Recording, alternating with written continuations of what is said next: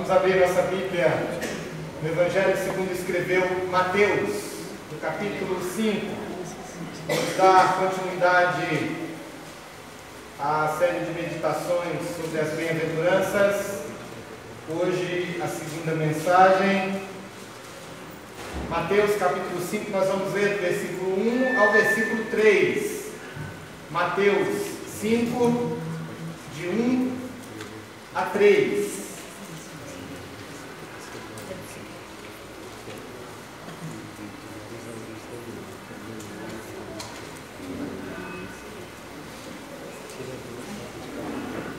Todos acharam?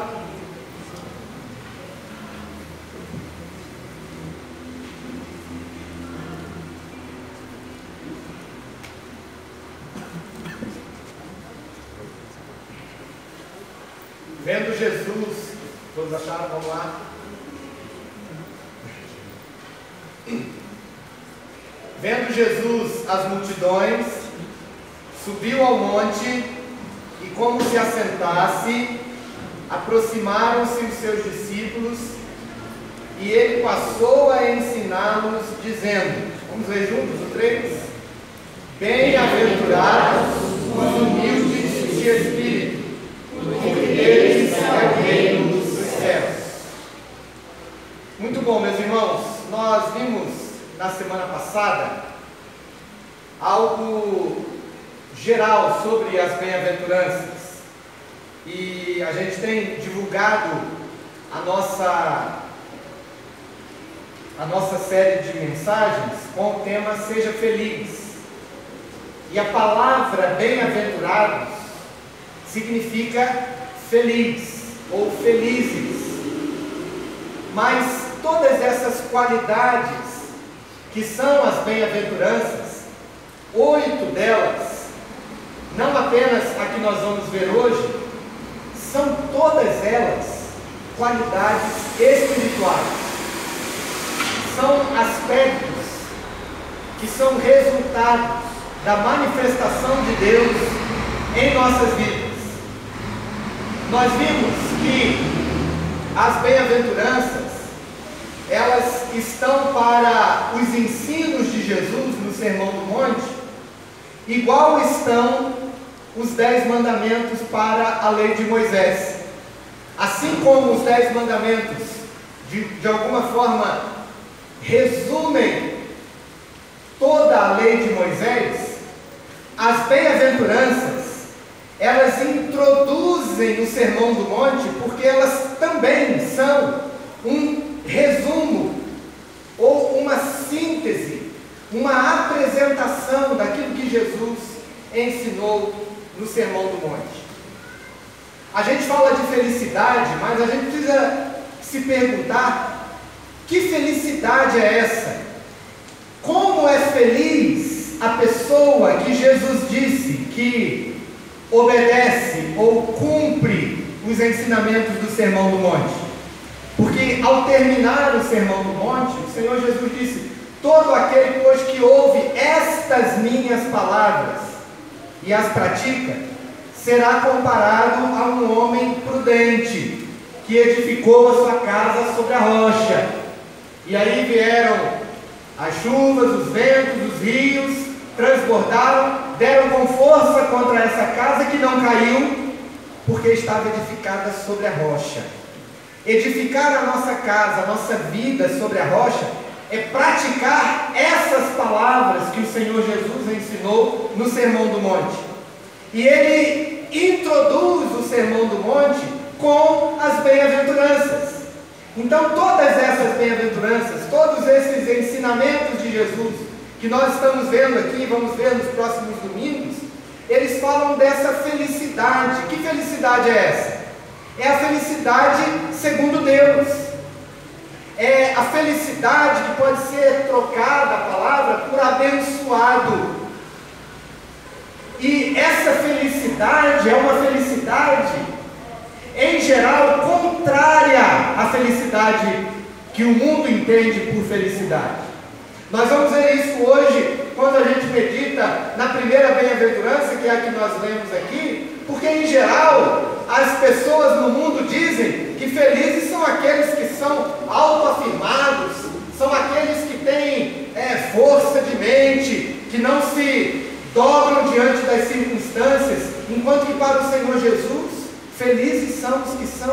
humildes de espírito.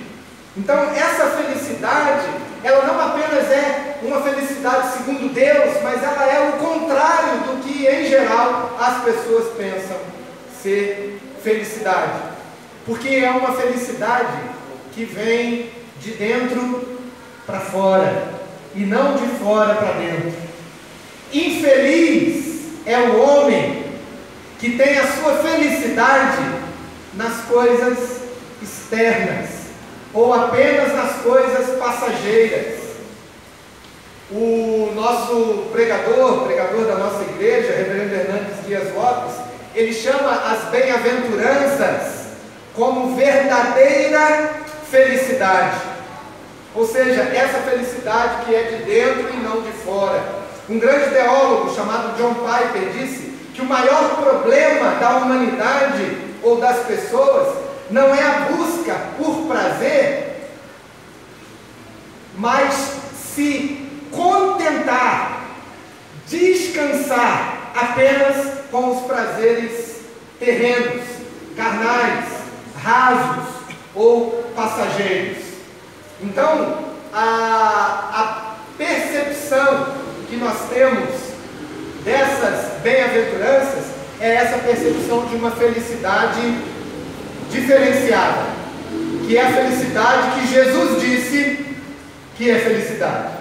E se ele fala que é feliz o homem que é humilde de espírito, e nós de alguma forma praticamos essa realidade em nossas vidas, então o Senhor Jesus está dizendo que nós somos felizes. A Bíblia nos ensina que o fim principal do homem é glorificar a Deus e gozá-lo para sempre. Ou seja, ter alegria em Deus e Deus ter alegria em nós. Nós estamos estudando aqui pela manhã, todos os domingos, a Confissão de Fé de Westminster. E lá, na Confissão de Fé de Westminster, os teólogos reunidos lá em Londres, no século XVII, disseram que nós existimos, os seres humanos existem, com o fim último de colocar um sorriso na face do Criador, com o fim último de louvar a Deus e glorificá-lo para sempre. Esse é o objetivo da nossa vida, e isso faz com que de fato sejamos pessoas felizes. Para quem o Senhor Jesus está ensinando essas bem-aventuranças? Ele está ensinando para os seus discípulos. E isso, de alguma forma, nos mostra que essa felicidade que o Senhor Jesus ensina, ela é reservada aos cristãos. John Stott, um grande pregador também, londrino, pregador contemporâneo até pouco tempo, ele resume esse resumo, ou essa introdução das bem-aventuranças em 3 aspectos. Ele diz que todas as bem-aventuranças, elas devem caracterizar todos os cristãos, pelo menos no sentido ideal.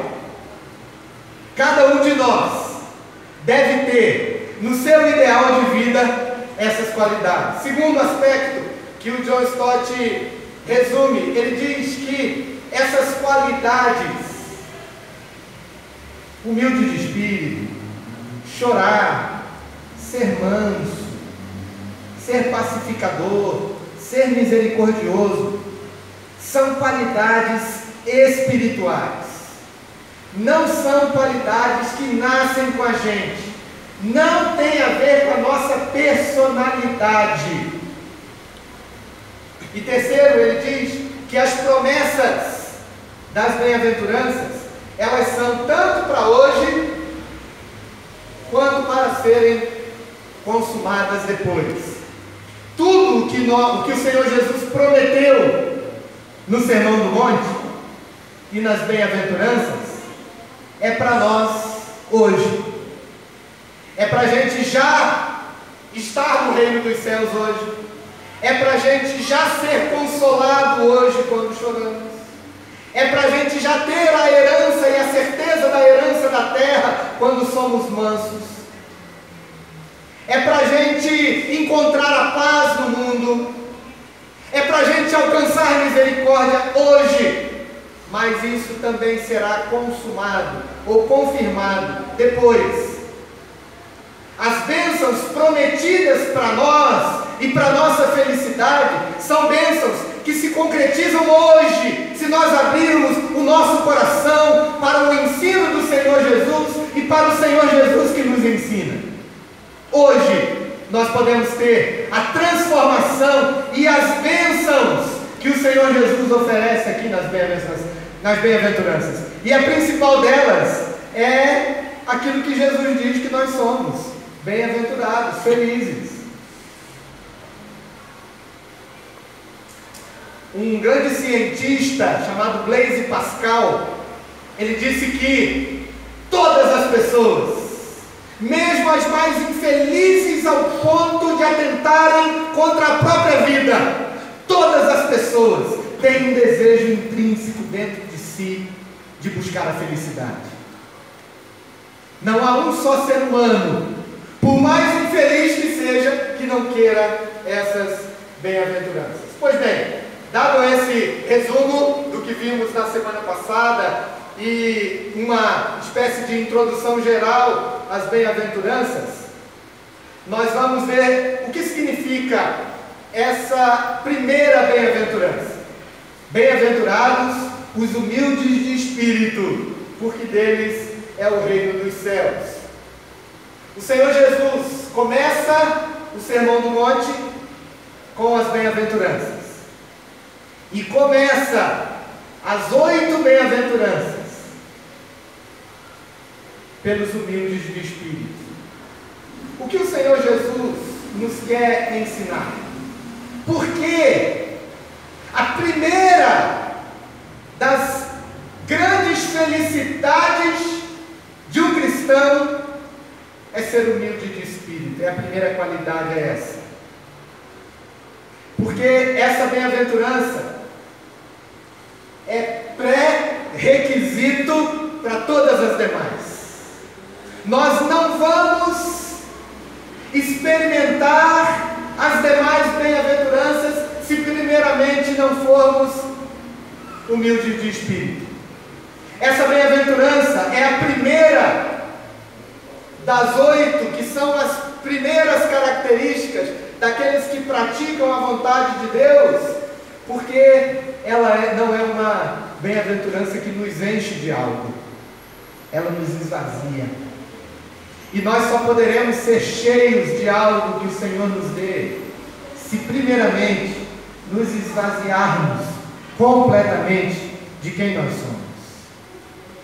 Ela é a primeira bem-aventurança, porque sem ela não conseguimos reconhecer a grandeza de Deus, não conseguimos reconhecer a bênção de Deus em nossos corações. Ela é a primeira bem-aventurança porque ela aponta para esse esvaziamento. Ela primeiro nos derruba.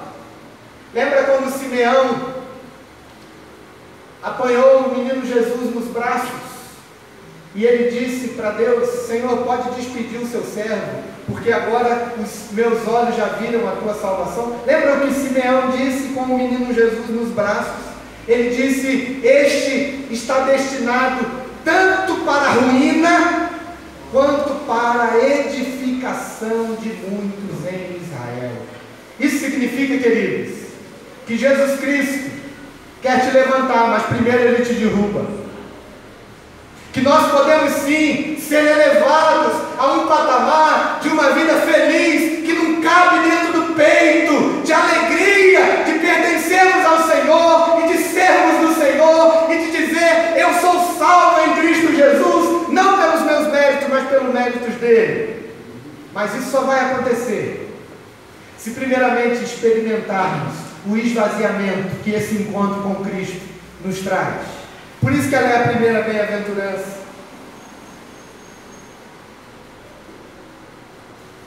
Ao estudar um pouco sobre alguns autores, eu cheguei lá um pouco mais para trás, né, lá no século XVI, e aí eu vi um desses autores, que vocês conhecem muito bem, mas eu não vou citar o nome hoje dele aqui. Ele dizia que o humilde de espírito não é apenas aquele que se sente vazio, mas é também aquele que é esvaziado, às vezes pelos problemas. às vezes pelo sofrimento, às vezes pela própria pobreza financeira, por inúmeros aspectos que destroem a nossa alma. A humildade de espírito é aquela que brota do sofrimento, quando apresentamos-nos diante do Senhor com total dependência dele, quando a gente chega ao ponto de achar que não temos nada para resolver os nossos problemas. A primeira bem-aventurança é também uma espécie de padrão para a gente entender todas as outras, porque a promessa da primeira bem-aventurança é: porque deles é o reino dos céus. E a promessa da última bem-aventurança, da oitava, que está no versículo 10, é igualmente: porque deles, a oitava bem-aventurança diz: bem-aventurados os perseguidos por causa da justiça, porque deles é o reino dos céus. Alguns autores colocam essas duas bem-aventuranças como se elas fossem um cercado para cercar todas as demais. Ou seja, a primeira e a última bem-aventurança mostra quem é aquele que vive com o Senhor, quem é aquele que está vivendo no reino dos céus. É aquele que vive no reino da terra, mas é aquele também que é guiado pelos valores do reino dos céus. É aquele que hoje vive os valores do reino dos céus na terra, mas também estará com o Senhor quando Ele vier buscar a sua igreja, ou quando partir daqui para a eternidade. Ou seja, a primeira e a última bem-aventurança cercam esse lugar onde habita o Filho de Deus. E como eu disse, essa primeira bem-aventurança, ela é também a primeira, porque ela é requisito para as demais, é fator necessário para as demais bem-aventuranças. À medida em que a gente for meditando nas bem-aventuranças, nós vamos ver a importância dessa primeira característica. Mas por hora é necessário que a gente saiba: se não formos humildes de espírito, ao invés do Senhor nos acolher, o Senhor nos rejeita. E acho que ninguém aqui quer ser rejeitado por Deus, né? Aí você pode estar dizendo assim: mas o pastor está sendo muito duro. Como assim o Senhor o rejeita? O Senhor Jesus disse que os sãos não precisam de médico. Esses já resolvem os seus próprios problemas. Que o Senhor, nesse contexto, Ele disse: porque o Filho do Homem veio buscar e salvar o perdido. Então, se nós não nos vemos perdidos diante do Senhor, nós não vamos ser acolhidos pelo Senhor.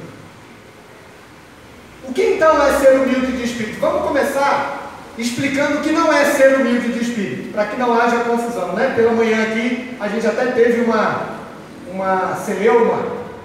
Não foi, Elcio? Não foi uma celeuma, né? Foi só uma citação. Será que ser humilde de espírito ou na linguagem de Lucas, Mateus fala ser humilde de espírito. Lucas, o evangelista, diz pobre de espírito.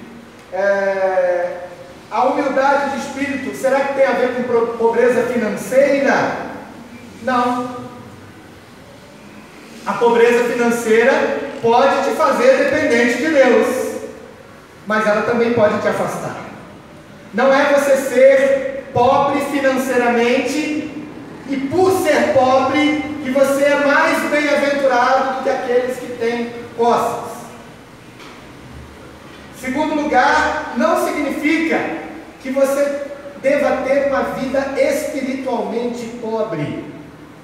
O que significa isso?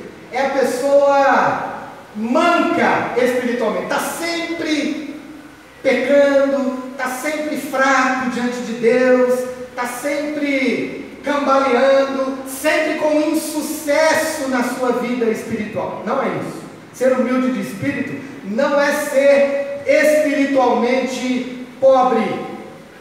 Também não significa ser humilde de espírito você ter baixa autoestima, você ser uma pessoa sempre para quem está tudo errado, está tudo ruim, você vive reclamando, nunca nunca tá bom as coisas, ó coitadinho de mim, ó céus, ó vida, ó azar, né? Como dizia lá a hiena de Hanna-Barbera, né? Não é isso.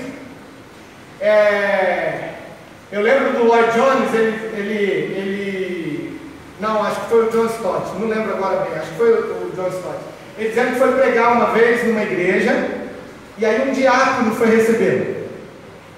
O diácono foi pegar ele na estação, e aí pegou e insistiu para pegar a mala do pregador, né? Deixa eu levar sua mala. Aí o pregador dizia, não, deixa que eu levo. Ele, não, por favor, deixa que eu leve. Eu sou um insignificante diácono naquela igreja. Eu não presto para nada naquela igreja. Eu sou o pior dos piores. Eu nasci para carregar a mala de pregador. Então me dê aqui a sua mala e deixa eu levar essa mala. Não é isso humildade de espírito. Na verdade, segundo esse pregador, esse homem era longe de ser alguém humilde de espírito. Estava mais ou menos igual aquela pessoa que diz que é tão humilde, que se orgulha da sua humildade, né? Não significa ter baixa autoestima. Por último, queridos, ser humilde de espírito não significa fraqueza ou timidez.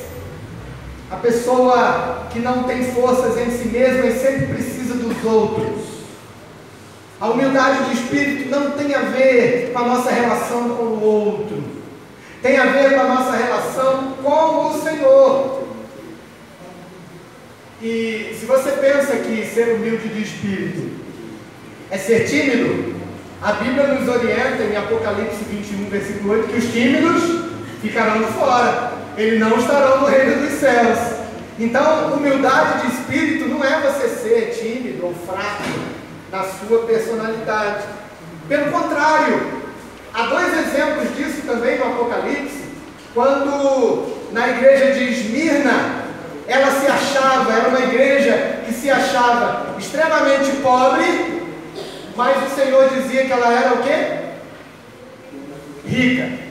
A igreja de Laodiceia se achava extremamente rica, mas o Senhor disse o que dela? Que ela era pobre, cega e nua. Então, não tem a ver com qualidades espirituais, com qualidades naturais, coisas que a gente nasce no berço. Então, o que é ser humilde de espírito? Ou o que significa essa humildade de espírito que Jesus disse que aqueles que são humildes de espírito são felizes?